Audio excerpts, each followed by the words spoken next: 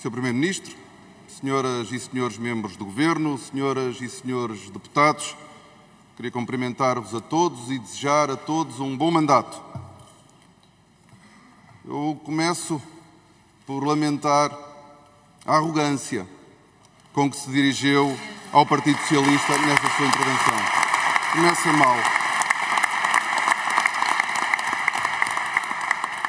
De alguém, aliás, que lidera um partido que não só chumbou 9 orçamentos, como chumbou o orçamento de 2021, como na campanha interna do PSD dirigia-se ao anterior presidente, como demonstrando incompreensão, por não dizer que vota logo contra o orçamento, mesmo sem o conhecer.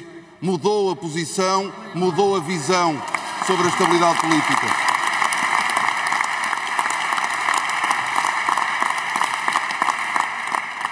Prometeu uma mudança, a mudança das políticas socialistas, varreu o socialismo do país, o país virou à direita e agora quer que o Partido Socialista suporte um governo que quer mudar as políticas socialistas. Ninguém compreende, nós não compreendemos, nós temos um compromisso com o nosso programa, com o nosso ideário e com o nosso eleitorado.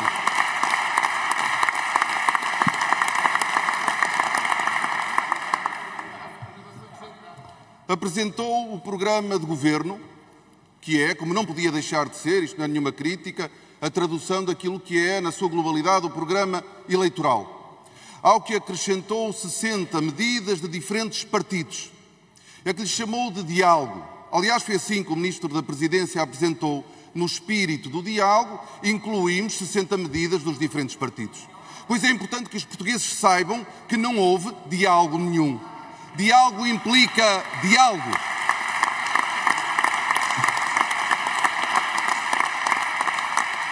Mas é apenas um padrão, foi assim com a eleição do Presidente da Assembleia da República. O PSD escolhe o seu candidato e fica à espera que os outros venham ter consigo. O PSD apresenta um programa eleitoral, acrescenta 60 medidas, não fala com ninguém, não ouve ninguém e espera que os outros venham ter consigo.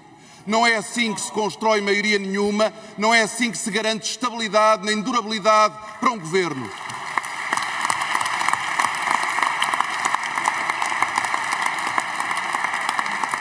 Mas há outra coisa que o Governo não percebeu e que o Sr. Primeiro-Ministro não percebeu. Não são medidas avulsas que nos distanciam. O que nos distancia é uma visão diferente para o país, é uma estratégia para o país. Nós olhamos de forma diferente para o Estado Social, nós olhamos de forma diferente para a economia, nós olhamos de forma diferente para a forma como os portugueses se relacionam com o Estado. E é isso que nos distancia e não é a aprovação de medidas avulsas que garante que esse distanciamento desaparece. É assim desde logo na política fiscal, Sr. Primeiro-Ministro. O Sr. Primeiro-Ministro entende que a solução mágica para o crescimento em Portugal é a redução do IRC. Só que a redução do IRC é ineficaz, é errada e custa muito dinheiro ao Estado. Ela é ineficaz porque grande parte das empresas em Portugal já não pagam IRC. E as empresas que pagam o IRC, mas conseguem reinvestir os seus lucros, já pagam uma taxa de IRC efetiva baixa. Mas ela é errada do ponto de vista orçamental. E ela é errada do ponto de vista da justiça social. Porque a receita fiscal são hospitais, são centros de saúde, são escolas, são carreiras da administração pública. É uma opção muito distante da nossa. Mas o mesmo acontece na visão do Estado Social e dos problemas que nós ainda temos. Nós não negamos, nunca negamos os problemas que nós temos no Serviço Nacional de Saúde. Só que a solução para os problemas do SNS não é desistir do SNS. O Vale Consulta é uma medida desse ponto de vista emblemática.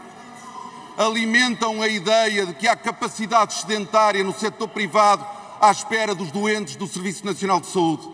Só que essa capacidade excedentária não existe. Não há médicos sem nada para fazer nos hospitais à espera que os doentes do SNS ocorram aos hospitais privados. Aquilo que é a resposta política que o PSD quer dar, a única coisa que vai fazer é reforçar o poder económico do setor privado para ir buscar mais médicos ao Serviço Nacional de Saúde.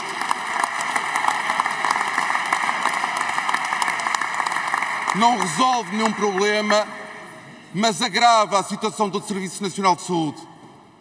Mas há uma distância também entre nós grande em matéria salarial.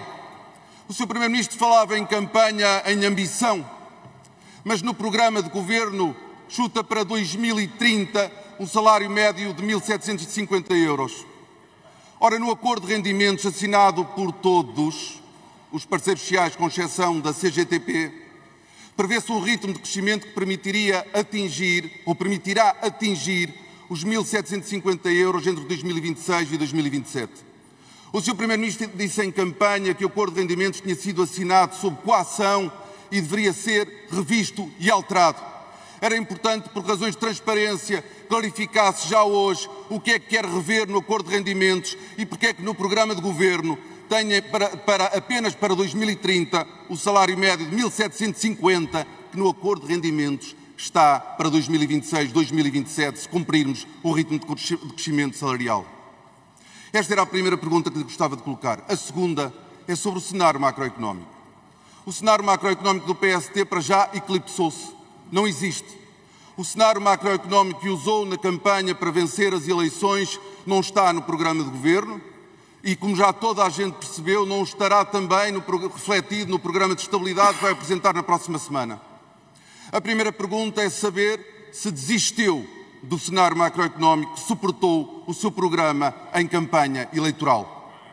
A segunda pergunta é, se não desistiu, o que é que fará se as previsões económicas inscritas no cenário, que não têm adesão em nenhuma agência internacional, não se verificarem? Onde é que vai cortar se aquelas taxas de crescimento não se concretizarem? Vai cortar na redução de impostos? Vai cortar nas carreiras da administração pública? Vai cortar no complemento solidário para idosos? O que é que vai fazer se o cenário macroeconómico irrealista que apresentou na campanha não se concretizar ao longo dos próximos tempos? Sr. Deputado, tem a tolerância que já foi dada. Terminarei, Sr. Presidente.